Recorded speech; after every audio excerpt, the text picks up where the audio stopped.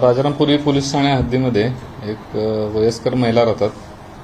तर त्यांना पहिल्यांदा फोन आला की आम्ही ट्राय डिपार्टमेंटमधून बोलतोय आणि तुमचा मोबाईल नंबर ब्लॉक होणार आहे आणि आता तुमच्या बँक खात्याचे डिटेल्स आम्हाला सगळे द्या.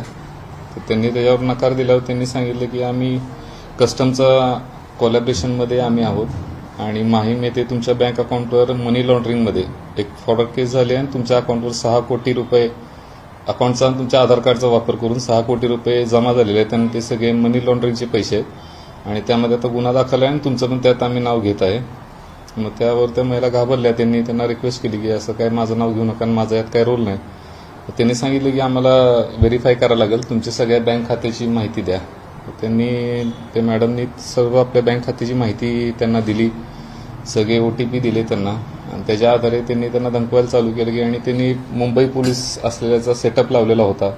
एक स्टुडिओ असेल कदाचित, त्यामुळे मुंबई पोलीस असा बोर्ड वगैरे होता, युनिफॉर्ममध्ये लोक होती.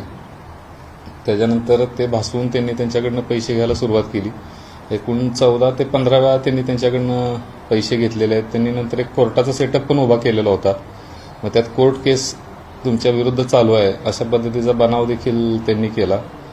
सदरची महिला वयस्कर असल्यामुळे व घाबरल्यामुळं त्यांनी त्यांच्या भूलथापांना बळी पडून जवळपास 3,57,00,000 रुपये पाठवलेले आहेत.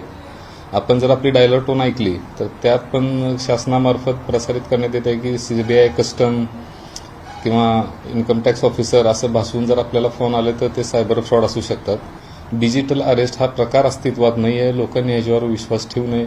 तसेच हल्ली काही लोकांच्या अशा पण तक्रारी आहेत की कुरिअरमधनं बोलते म्हणून फोन येतात. इंटरनॅशनल कुरिअर, तुमचं इंटरनॅशनल एअरपोर्टला मुंबईमध्ये तुमच्या नावाचं एक पार्सल आहे, त्यात तुमचं नाववर लिहिलेलं आहे आणि त्यात MD ड्रग्ज आहे.